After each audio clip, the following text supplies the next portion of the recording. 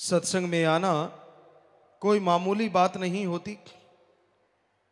बहुत बड़ी बात है कि आप लोग ओम हरि अल्लाह वाहिगुरु गौड़ खुदा रब की याद में इस घोर कलयुग में जलते बलते भट्ट में आगे सजे हैं, विराजे हैं।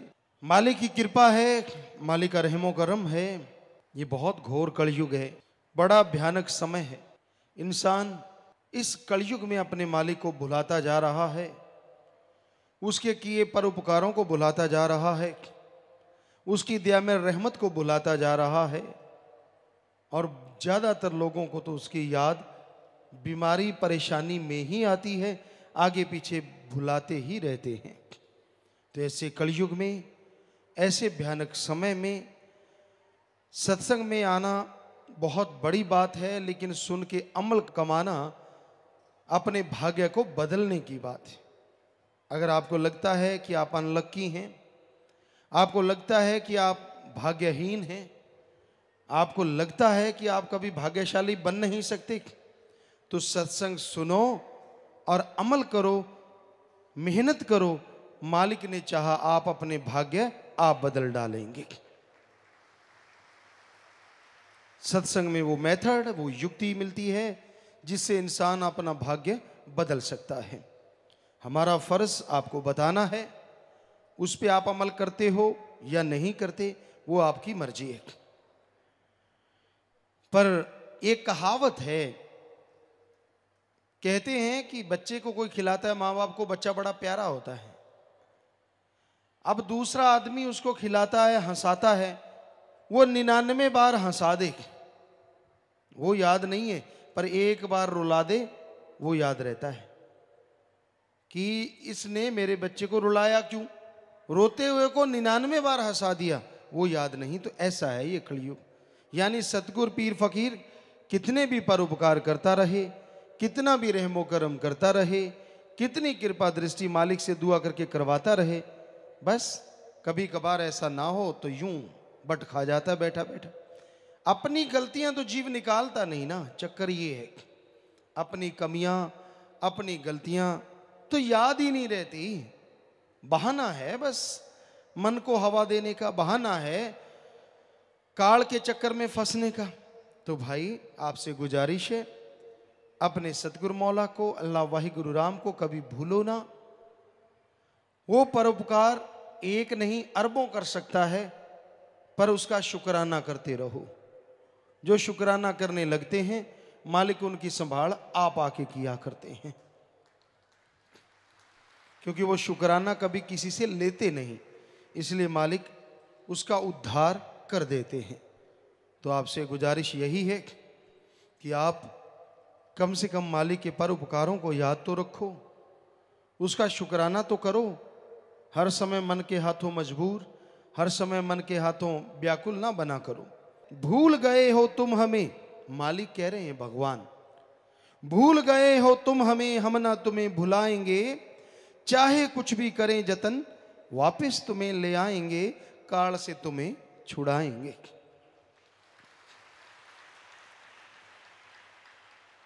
तो वो मालिक, वो अल्लाह, वो वाहिगुरु, वो राम संतों द्वारा जीव को कहते हैं कि भाई तू तो हमें भूल गया है, तू तो पल में भुला देता है, जरा सी तेरी मन की बात ना हो तू तो मरोड़े खा जाता है, अकड़ जाता है। लेकिन हम ना तुम्हें भुलाएंगे, कभी नहीं छोड़ेंगे। सवाल पैदा नहीं होता, तू अगर बुरे कर्म भी करेगा तो भी ऊपर रूहानी मंडलों में भयानक सजा तो है, पर काल के हाथों फिर भी तुझे नहीं देंगे, ये हकीकत। चाहे कुछ भी करें जतन, वो मालिक संतों द्वारा कहलवाता है कि कोई भी जतन करना पड़े वापस तुम्हें ले जाएंगे। वो संतों द्वारा सत्संग लगवाते हैं, जीवों को समझाते हैं, जहां जहां सुकरू ढीले हैं संतों के वचनों द्वारा कसवाते हैं। कौन सा पुर्जा ढीला हो गया, अब दिमाग में कचरा भर गया, अब अकड़ा बैठा है, बेसन के पकौड़े की तरह अकड़ जाता बैठा बैठा। एक सज्जन से किसी ने पूछा, यार तेरे घरवाली रूठी ही रहती है, चक्कर क्या है? माता बहनों बुरा ना मानना, वैसे आप में आदत होती है। तो वो कहने लगा यार क्या बताऊं, मत पूछ। कहता फिर भी बता तो दे, ये बात बात पे क्यों रूठ जाती है। कहता यार क्या बताऊं, मैं बैठा हूं आराम से, कोई बात नहीं है, मेरे पे गुस्से होने लगी। तो मैंने पूछा बात क्या हुई। कहती हवा इधर से क्यों आ रही है, बताओ इसका क्या हल है। आदमी होके मैं हवा को कैसे बदल सकता हूं कि हवा इधर से ना आए। कहता मैंने कहा चलो मैं खड़ा हो जाता हूं उधर। कहता फिर गाली देने लगी। अब क्या हुआ। कहती ये कड़छी सही नहीं है, बताओ कहां कहां पूरा आएगा आदमी। सो ऐसा ही है आज कलयुग में गुरसिख जो अपने आप को मुरीद कहलाते हैं। मुरीद का मतलब होता है मर मिटे। सतगुरु का वचन है जैसा कहे वैसा चले, मुर्दे के समान। लेकिन यहाँ मुरीद तो कुछ और ही मुरीद है। यहाँ तो कहते गुरु मेरी तरह चले, ऐसे क्यों नहीं किया, वैसा क्यों नहीं, ऐसे होना चाहिए, मेरे हिसाब से ये होना चाहिए, मेरे हिसाब से वो होना चाहिए। तेरे हिसाब से तो रिमोट होना चाहिए, तेरे हाथ में हो। जब बटन दबाए मालिक प्रकट हो जाए, जो चाहे मालिक से मांग ले, जब चाहे मांग ले, फिर तो मजे हैं। ये हो नहीं सकता, संभव तो है, ऐसा संभव है। मालिक रिमोट की तरह काम करेगा। आप सुन्न समाधि में जाओ, 10वां द्वार खोल लो, नूरी स्वरूप के दर्शन कर लो, वो वाकई रिमोट आपके हाथ में दे देगा अपना। चलो करो ऐसे, अगर आपको इच्छा है ना मालिक को कैसा अपना बनाना है तो चलो ऐसे कर लो। इसमें क्या है, रोट पाड़ते रहते हो, छोड़ते नहीं कोई भी सामान। क्या भगवान का नाम लेना ही मुश्किल है, उसमें क्या दुख आता है, क्या तकलीफ आती है बताइए। नाम आपको मिल गया, वो दिमाग में फिट हो गया, जीबा तो हमेशा ही चलती रहती है, ये 2.5-3 इंच की यही तो रुकती नहीं। तो इसको राम नाम की तरफ चला के तो देखो। झूठ बोलते हो, चुगली निंदा करते हो, छल फरेब करते हो, भ्रष्टाचार करते हो, उसके लिए स्कीमें बनाते हो, शातिराना सोच सोचते हो। अरे थोड़ी सी देर राम नाम, अल्लाह वाहिगुरु गॉड खुदा रब का नाम लेके देखो, यकीन मानो आपकी तमाम परेशानियां क्षण क्षण धीरे धीरे दूर होने लगेंगी। तो आज कलयुग है, इस कलयुग में जीव नमक हराम होते जा रहे हैं। बहुत मालिक का नमक खाते हैं, अल्लाह मालिक की भक्ति इबादत करते हैं, उसकी दया मेहर के नज़ारे भी लूटते हैं, पर कोई भरोसा नहीं कब कौन सा चलता पुर्जा खराब हो जाए। वो कहते हैं ना चलता पैसा खोटा हो जाता है, कहीं तो बिना चले ही खोटे हो जाते। सो इस कलयुग में बड़ा ही मुश्किल है जीव को जो लगता है राम नाम का सुमरण करना। वो जीव दिखाता है कि मैं बेचारा हूं, मैं फला हूं, ये तो सतगुरु जानता है कौन बेचारा है। आदमी कभी दुखी ना पाए अगर वचनों पे अमल कर ले। अब वचनों पे अमल नहीं करे ये भी सतगुरु का कसूर है, इसमें विचारगी कहां से आ गई। अमल नहीं किया तो भोगो। फिर कहते हैं नहीं वो तो दया का सागर है, क्या पता कितनी बार मालिक ने बचाया हो, कितनी बार दया में रहमत की हो, कितनी बार पहाड़ को कंकर बनाया हो। जब आदमी ढीठी हो जाए, मानना ही बंद कर दे तो क्या करे। तो भाई संत पीर फकीर जो बात कहते हैं वो अल्लाह वाहिगुरु राम के वचन होते हैं, उनको सुनो और दिलो दिमाग में बिठा लो, उन पे अमल करना सीखो, तो मालिक की दया में रहमत सदा बरसती रहेगी। वरना मन के बीमार पड़ जाओगे, मन कभी उठने नहीं देगा, मन छा जाएगा काली घटा घनघोर की तरह। पर सतगुर पीर फकीर जो बात कहते हैं वो मालिक के वो वचन होते हैं जो सूरज के मानित हर टाइम घटा को फाड़ के बाहर निकल आता है।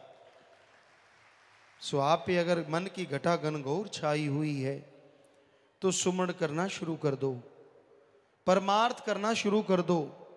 अरे छोड़ दो बदियों को, छोड़ दो बुराइयों को, नाता जोड़ लो नेकी से भलाई से, अल्लाह राम मालिक वाहिगुरु गॉड खुदा रब की भक्ति इबादत से। यकीन मानो वो आपके मन और भयानक कर्मों के उस काली घटा को चीर के बाहर निकाल देगा और आप खुशियों से लवरेज हो जाएंगे। मानो तो सही। अमल तो करो, क्योंकि माने की गति कहीं ना जाए, ना माने पीछे पछताए। मान लो, सुन लो, अमल कर लो, तो जो गति होगी वो कहने सुनने से परे अच्छी होगी। आप बेइंतहा खुशियां हासिल करेंगे, आप बेइंतहा मालिक की दया में रहमत को प्राप्त कर लेंगे। यहां भी आपके कोई कमी आती है, यहां भी आपको कोई परेशानी, खास करके सत्संगी भाई जो राम नाम से जुड़े, काम धंधे में रुकावट आ गई, सेहत खराब हो गई, बीमारियां आ गई, टेंशन है, चिंता है, कोई ना कोई और परेशानियां खड़ी रहती हैं। इनके कारण तो यही हैं, या तो काम वासना में आप तंग हैं, या फिर क्रोध के पीछे मजबूर हैं, या लोभ लालच में पड़ गए, या परिवार के मोह ममता में दुखी हैं, या फिर आपको अहंकार आया हुआ है, या फिर मन और माया ने तड़फाया हुआ है। और इन सब का मेन कारण है कि आपने वचनों पे अमल न करने का एक तरह से कसम खाया हुआ है। वचनों पे अमल कर लो, नाम जपो, सेवा करो, सुमरन करो, परमार्थ करो, कमाई का हिस्सा अपने घर में निकाल लो। अगर आपको किसी पे डाउट है, कोई भी आसपास भूखा है, प्यासा है, बीमार है, उसका इलाज करवा दो, जाओ, तो हम आपको गारंटी देते हैं मालिक की दया में रहमत 100% बरसेगी ही बरसेगी। और कैसे बताएं आपको, क्या घोल के पिला दें? बेपरवाह जी फरमाते, वो भी पिला रहे हैं, कोई पी के अमल करे तो ना। बेपरवाह जी आम फरमाया करते, हम किसी से सुनी सुनाई बात का यकीन कभी नहीं करते। जो सतगुरु ने हमसे वचन किए सामने रूबरू, बहुत बार बेपरवाह जी वचन करते, दिल करता है कुछ घोल के पिला दे, पल में सबको निज धाम पहुंचा दे। तो घोल के भी पिला रहे हैं कि यहां भी, क्योंकि उनके वचन थे तो पिलाना तो था ही उन्होंने। तो भाई ये उनके वचन हैं, पर कोई उस पे भी अमल करे तो ना। पानी समझ लो पानी है, शरबत समझ लो शरबत है, और फकीर कह दे कि नहीं ये तो भाई अमृत है, कोई सुन के उसको मान ले कि ये हरी रस है, ये तो भाई फलां चीज है, तो अगर फकीर कह दे कि ये अमृत और पानी भी पकड़ा दे एक बूंद, तो अमृत से भी बढ़ के बन जाए दृढ़ विश्वास वाले के लिए, यकीन करने वाले के लिए। रूहानियत में ना तो दिखावे से संत पीर फकीर या मालिक खुश होते हैं, ना कोई पाखंडवाद से, ना आपकी अकल चतुराई से, ना कोई और किसी गुण से, यहां तो अमलों से बेड़े पार हैं। संत कोई की गारंटी नहीं लेते कि आप पे रहमत होगी या आप पे आपकी बीमारियां ठीक होंगी, वो गारंटी लेते हैं कि अमल कर लोगे, अरे ये बीमारी तो क्या, आवागमन भी खत्म होगा और मालिक के नूरी स्वरूप के दर्शन भी होंगे। इन चीजों की तो बात ही क्या है, ये गारंटी देते हैं संत, पर साथ में शर्त रखते हैं अमल मानो, किसी की बातों में पाखंड में मत आओ, किसी के झांसे में मत आओ। जब मालिक से प्यार लगता है ना, बड़ा ही अच्छा लगता है। जब मनमते लोगों की उंगली वालों के चक्कर में इंसान फंस जाता है, तो मालिक से दूर होना शुरू हो जाता है। लगा लगा प्यार तो बड़ा ही अच्छा लगता है। एक बात आपको बताते होते हैं कई बार, जब गधा हींगता है ना, कितनी जोर से हींगता है, पहली आवाज उसकी, हालांकि उसकी आवाज कर्कश होती है, पर बहुत बड़ी आवाज होती है, ढेंचू, बहुत बड़ी, लेकिन धीरे धीरे ढेंचू ढेंचू। ऐसा ना किया करो, मन के गधे को रोका करो। पहले पहले जब प्यार प्यार लगता लगता तो कहता मेरे को तो सदगुरु पूरा मिला, मैं ये करूं वो करूं फलां करूं, अब और क्या चाहिए। फिर जब किसी गधे का संग हो जाता है और फिर वो रेंगना धीरे धीरे बस शांति होता चला जाता है। कहता ना ना अब तो मुझे पता चल गया, पहले तो पता नहीं था। क्या पता चल गया तुझे, क्या समझ गया तू? 4 आदमी चुगली निंदा करने वालों की बात सुन ली, किसी निंदक की बात सुन ली, बस ये पता चल गया। संत तो शरेआम कहते हैं, कबीरा सब ते हम बुरे, हम तज भला सब कोय, जिन ऐसा कर माने मीत हमारा सोए। हम तो कहते नहीं कि हम कोई बड़े, हम तो चौकीदार हैं, खाकसार हैं, आपके जूतों में भी बैठने को तैयार हैं, हम में तो कोई मान बढ़ाई नहीं। तो हम तो उस मालिक की चर्चा बताते हैं आपको, उससे जुड़ो, उसका नाम जपो, उसकी भक्ति इबादत करो, फिर देखो नजारे, कितनी खुशियां मिलती हैं, कितना आनंद मिलता है, कितना परमानंद मिलता है। पर आप तो मानते ही नहीं, अमल करते ही नहीं। तो भाई अमल करना सीखो।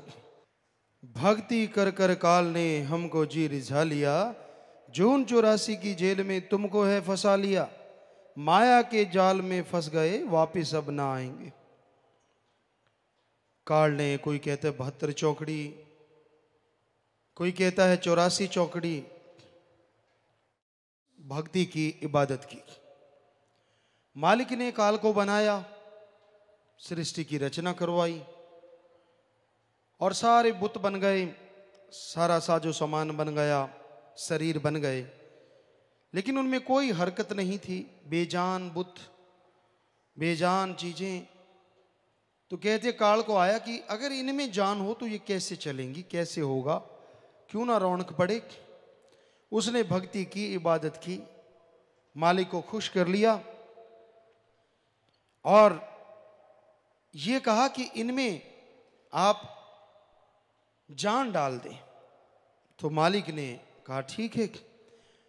नूरी स्वरूप मालिक ने जैसे ही प्रकट किया, उनसे किरणें निकली और वो किरणें हर बुतों से टकराई और जिस भी बुत से वो किरण टकराई उस बुत में जान आ गई, शरीर चलने लगे, रौनक आ गई। तो काल ने कहा जी अब मेरा दूसरा वचन ये है कि आप इन रूहों को बुला चुके हैं। मालिक ने उनको बुलाना चाहा, वो उसमें मस्त हो गई, आवाज को सुनना बंद कर दिया मालिक। तो काल ने कहा जी अब आप और चमत्कार ना करें, अभी अब आपकी आवाज पे नहीं आ रही हैं, तो मुझे ये वचन दीजिए ये जिस शरीर में उसमें मस्त रहे।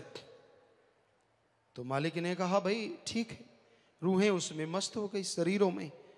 मालिक को फिर भी दुख आया कि ये हमसे बिछुड़ गई, इनका अलग पहचान बनी है, तो ये तो बेइंतहा दुख हासिल करेंगी। तो फिर मालिक ने काल को कहा कि ऐसा कर, अब हमारी भी सुन। ये इस तरह का एक शरीर बना, सारे शरीर जब बन चुके, मालिक ने देखा इस तरह तो ये फंस गई हैं इसमें, तो फिर ये मनुष्य शरीर बनवाया 5 तत्व से। मालिक ने अपने हुक्म से जैसा कहा बनवाया और फिर इसमें कहा कि इसमें जो रूहें आएंगी वो कुछ हद तक खुद मुख्तियार होंगी और उसमें अगर आके ये मेरा नाम जपेंगी तो तेरे इन शरीर के जकड़ों से, जन्म मरण के चक्कर से, आवागमन से आजाद होके पुण्य निज धाम सचखंड सतलोका नामी आ जाएंगी। तो काल ने फिर कहा जी आप बिल्कुल प्रकट नहीं होंगे, ऐसा नहीं कि आप नूरी शुभ रूप में प्रकट हो जाएं, फिर तो रूहें नेचुरली आपका नाम ही जपेंगी, जब फिर तो मेरी कोई शक्ति ही नहीं। तो मालिक ने कहा ठीक है, हम ये वचन देते हैं कि बिल्कुल नूरी सूर में इस तरह से हम प्रकट बिल्कुल शरेआम नहीं होंगे, लेकिन अगर कोई भक्ति करेगा तो उसे हम जरूर दर्श दीदार मृत्यु लोक में भी जरूर देंगे। तो भाई अब मर्जी आपकी है, मालिक ने आपको भेजा, उस पर गुस्सा होने की जरूरत नहीं। बुलाने के लिए पीर फकीर भी भेज दिए, उस तक जाने का रास्ता भी बता दिया। अब आपको प्यास लगी है, बुरा हाल है प्यास में, किसी को कभी लगी हो और पानी ना मिला हो वो जानता है प्यास क्या होती है। जिनके पास पहले ही बोतलें रखी पड़ी हैं उनको क्या पता प्यास क्या होती है। तो बड़ा बुरा हाल हो जाता है आदमी का। तो फिर कोई बता दे ना उस टाइम कि भाई प्यास से बुरा हाल है, वो देख वहाँ पे यार पानी है या फलां जगह मटके रखे हुए हैं, तो उसको वो आदमी भगवान नजर आता है, दौड़ा चला जाता है और वहाँ जाके पानी पी के बड़ा खुश होता है। तो उसी तरह आप जन्मों जन्मों से प्यासे हैं, मालिक से भटक रहे हैं, संत पीर फकीर बता देते ले भाई ये नाम, इसका जाप करना, तेरी जन्मों जन्मों की प्यास बुझ जाएगी, मालिक के दर्शन भी होंगे और आवागमन से दुनियावी दुख चिंता परेशानियों से भी आजाद हो जाएगा। अब बता अगर तू ही रास्ते पे ना चले, तू ही ना पहुंचे, तो इसमें दोष संतों का है? किसका दोष? खुद का दोष है। पर यही आज कलयुग में हैरानी है, दोषी होता भी इंसान अपने आप को दोषी नहीं कहता, हमेशा मालिक पे, दूसरों पे, दूसरे के कर्मों पे, दूसरे की निगाह पे शक करता रहता है। कभी अपने बारे में नहीं सोचता कि मैं कितना घमंडी हूं, कितना अहंकारी हूं, कितना ईगोनेस बड़ा हूं। कोई बात ही नहीं सुनता, कोई अमल ही नहीं करता। संत कहते मैं पहले ही काट देता हूं। संतों के वचन पहले श्रद्धा से, ध्यान से सुनो, फिर अमल करो, और पूछना पड़े तो फिर पूछो, संत उसका जवाब जरूर देते हैं। श्वासों की पूंजी दी तुझे, सच्चा करन व्यापार जी, सच का सौदा किया ना पूंजी जुए हार दी। ये ना सोचा तुम कभी आगे क्या दिखाएंगे। तुझे श्वासों की कीमती पूंजी दी थी, संत भेजे उन श्वासों की पूंजी को राम नाम में लगाने के लिए। मालिक कह रहे हैं कि संतों को भेजा कि तेरे जो श्वास हैं उनको तू मेरी याद में लगा दे।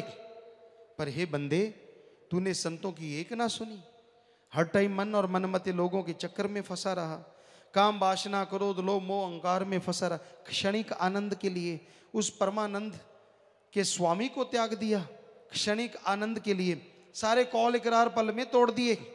बड़े बड़े कौल इकरार करता था, बड़ा बनता था, ये करूंगा वो करूंगा। मालिक एक बार सब गुनाह कबूल करता था।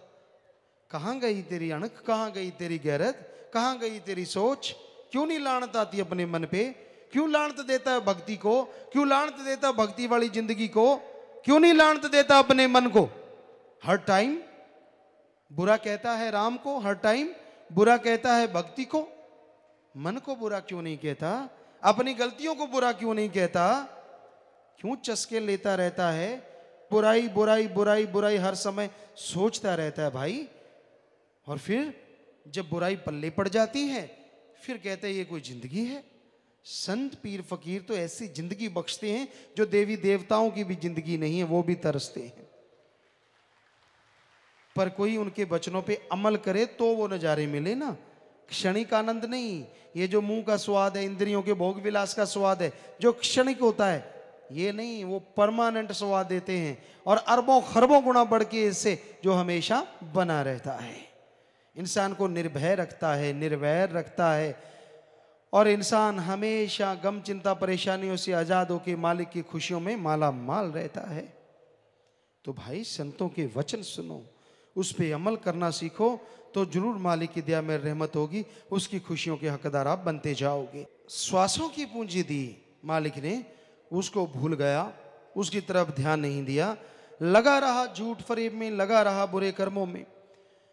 तो कैसे खुशियां मिलेंगी? कैसे मालिक की दया में रहमत के काबिल बनेगा? पहले नाम ले, फिर नाम का जाप कर, बचनों पे अमल कर, फिर देख नजारा, देख कैसे खुशियां बरसती हैं। अरे जो चेहरा हमेशा ही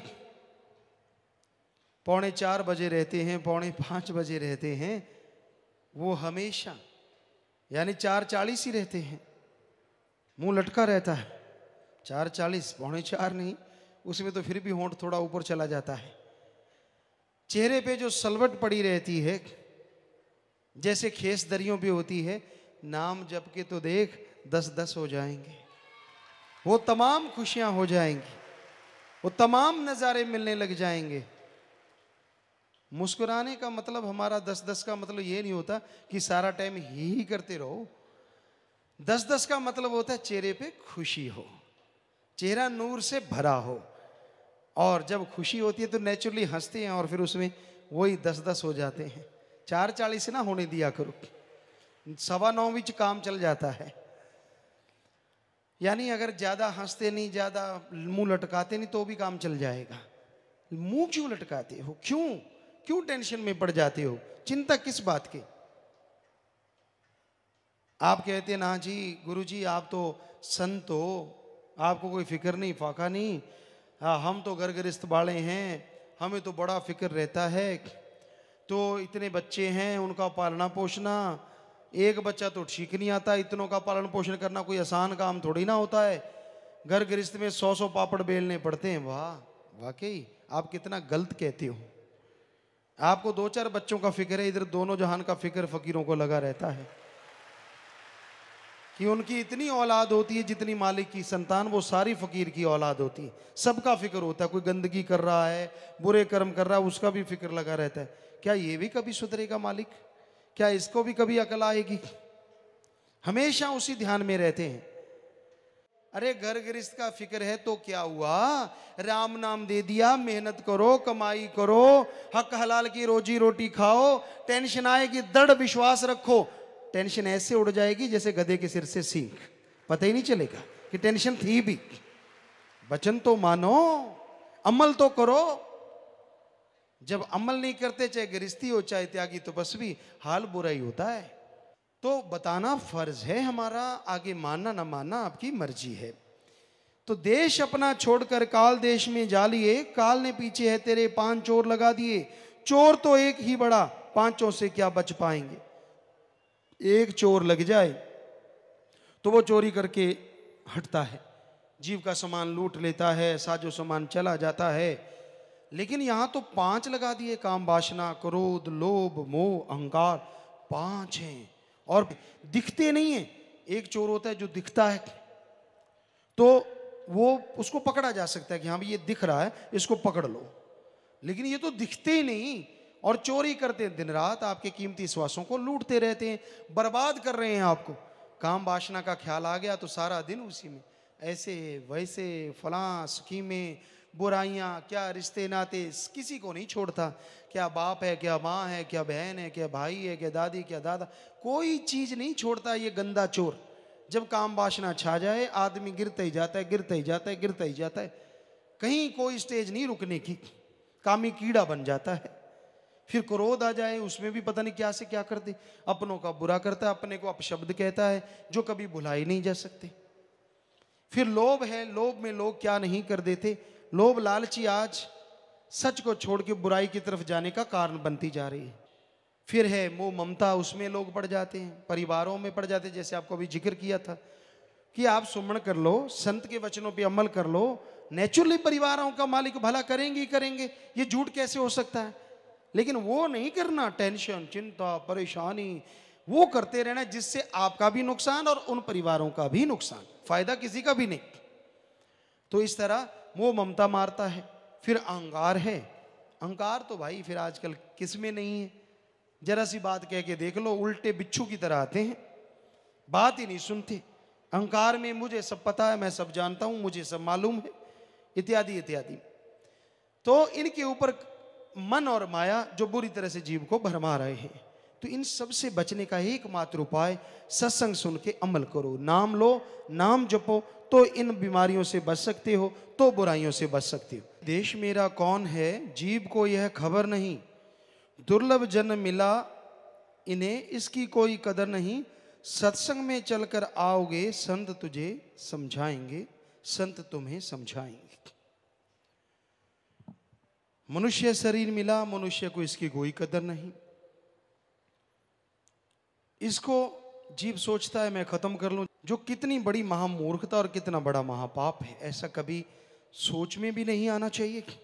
मालिक से मांगना है, अच्छा मांगो, नेक मांगो, दृढ़ विश्वास। अरे जिंदगी लगानी है तो उस अल्लाह वाहिगुरु मालिक के लेके लगाओ, तो आपकी बहादुरी है कि आप वाकई कलयुग में रहते हुए मालिक से ओढ़ निभागे, ये तो है बहादुरी। लेकिन जीवन से उगता जाना, जीवन से थक जाना, ये गलत है। और ये भूल जाना कि मैं किस देश से बिछुड़ के आया हूं, कौन मेरा अपना है कौन पराया है। यहाँ जो कुछ भी नजर आता है सब फनाकारी है, तबाहकारी है, कुछ भी साथ जाने वाला नहीं है। साथ जाने वाला है तो मालिक का नाम, साथ रहने वाला है तो मालिक का नाम। जो जी वचन सुन के अमल करेगा वही मालिक की दया में रहमत को हासिल करता है। तो सत्संग में अगर चल के आओगे तो समझ पाओगे भाई, वरना जीव के समझ नहीं आता, जीव समझना ही नहीं चाहता। आज घोर कलयुग में ढोंग ढकोसला बढ़ता जा रहा है। आज संसार में लोग मतलब परस्त हो गए हैं, अपना उल्लू सीधा करने के लिए मन शातराना चालें चलते हैं। ऐसे नहीं ऐसे करेंगे तो ये होगा, ऐसे कर लें तो ऐसे होगा। पर ये भूल जाते हैं कि वो सबका बाप है, मालिक है, राम है, वो सबको जानता है। तो तू अगर पात पे है तो वो डाल पे, अगर तू डाल पे है तो वो पात पे, हमेशा तेरे अंग संग है। वो सब जानता है तू कौन सी शातराना चाल चल रहा है। इसलिए बुरे कर्म करने के लिए शातराना सोच ना सोचो। सोचना है तो अच्छा सोचो, मांगना है तो मालिक को मांगो, मांगना है तो परमपिता परमात्मा को मांगो। छोटी छोटी मांग मांगने लग जाते हो, अगर मालिक से मालिक को मांगने लग जाओ, वो अगर आपको मिल जाए तो कैसा हो। तो भाई काल ने बुद्धि मारी है, जीव हुए लाचार जी, मालिक भेजे संतों को करते नाम प्रचार जी। बचनों पे विश्वास करो आजाद तुम्हें करवाएंगे। काल ने बुद्धि विवेक खत्म कर दिया है जीव का, उसका सोच का दायरा नैरो माइंडेड, बिल्कुल तंग दायरा है, बस वहीं तक सीमित है, बाल बच्चों तक, काम वासना तक, क्रोध लोभ मोह अहंकार तक, उसी में घूमता रहता है। उसके अलावा बाकी सारी चीज़ें कोई असर नहीं करती। कोई वचन, कोई बातें, कोई अच्छी नेक कर चर्चा करो, उनको भाती नहीं, बुराई बुराई चर्चा चलती रहती है। तो दृढ़ विश्वास करके आगे बढ़ो। ये घोर कलयुग है, वचनों पे विश्वास करो। यकीन नहीं करते तो खुशियां कहाँ से मिलेंगी? डॉक्टर पे भी यकीन करना पड़ता है, तब जाके इलाज होता है। बस पे यकीन करना पड़ता है, तब जाके यात्रा होती है। तो संतों के वचनों पे विश्वास क्यों नहीं? उन्होंने आपसे क्या लेना है? क्या बैर विरोध है? आप अपनी जिंदगी जी रहे हैं, जियो। पर अगर आप बुरे कर्म करते हैं, उनको तरस आता है कि ऐसे कर्म करोगे फिर ये बीमारियां, फिर ऐसी भयानक दशा, फिर आपका ये हाल होने वाला है। इसलिए वो आगाह करते हैं, मत करो मत करो बुराइयां। आपको लगता है वो आपके दुश्मन हैं? जी नहीं। अगर बच्चे को माँ बाप कहते कि सांप ना पकड़, वो माँ बाप क्या बच्चे के दुश्मन हो गए? अगर माँ बाप बच्चे को कहते हैं अंगारा लाल जरूर है पर हाथ को जला देगा, मत पकड़, तो क्या माँ बाप उसके दुश्मन हो गए? सवाल पैदा नहीं होता। तो उसी तरह संत पीर फकीर कभी किसी से बैर नहीं रखते। जो चीज लगता है फ्यूचर में, बच्चा तो मांगता है, डिमांड करता है, ये चीज दे मुझे, वो चीज दे, लगता है कि ये चीज इसके फ्यूचर के लिए बुरी है, वो उसे कभी नहीं देते। बाकी जीव की मर्जी, अगर धक्का करता है तो वो अपने कर्मों का खुद जिम्मेवार बन जाता है, फिर भोगता रहता है। तो संत तो सबका भला चाहते हैं, भला मांगते हैं, नशा छुड़वाते हैं, बुराइयां छुड़वाते हैं, और जो जीव सुन के अमल करते मालिक उन्हें खुशियां बख्शते हैं। इंदिरामती कबीर जी से नाम लिया, सुमन किया करती थी। सुमन करके जब 10वां द्वार खुला, अंत्यकरण में वो रूहानियत के नज़ारे नजर आने लगे, नूरानी स्वरूप के दर्शन हुए। तो देखा सतपुरुष की जगह कबीर जी के दर्शन हो रहे हैं नूरी स्वरूप के। तो जब वो उतरी, कबीर जी के चरणों में गिर पड़ी, जय जयकार करने लगी, और साथ में एक सवाल भी खड़ा किया कि हे कबीर जी, जब आपको पता था कि आपके रूप में मालिक दर्शन देंगे, तो आपने फिर बताया क्यों नहीं कि आप सतपुरुष के रूप से एक हो चुके हैं? कबीर जी कहने लगे, भाई अब तूने अभ्यास कर लिया है, सुमन कर लिया है, अंदर नूरी स्वरूप के दर्शन कर लिए, चाहे लाख तुझे कहें तो भी तू किसी की परवाह नहीं करेगी, क्योंकि तूने नूरी स्वरूप प्रकट हो गया है। तो अगर हम पहले कह देते तो तू शायद कभी सत्संग में ही ना आती। अहंकार में है जी संत, तो ये कहते हैं जी, ये तो अपने आप को भगवान फला फला फला पता नहीं क्या क्या बोलती, इसलिए हमने ये कभी तेरे को बोला नहीं। तो कहने का मतलब, जब अभ्यास करता है जीव, नाम जपता है, चाहे सपने में, जब तक कि रूहानी नूरानी स्वरूप के दर्शन नहीं हुए, या फिर वैसे सुमन के टाइम में, या कई बार जहरा तौर पे, मालिक जिस स्वरूप में दर्शन देता है वो गुरु संत पीर फकीर पूर्ण होते हैं, मालिक उन्हें अपने रूप में भेजते हैं। सो उस पर अमल करो, दृढ़ विश्वास भी आता है और बेइंतहा खुशियां भी हासिल हो जाती हैं जी।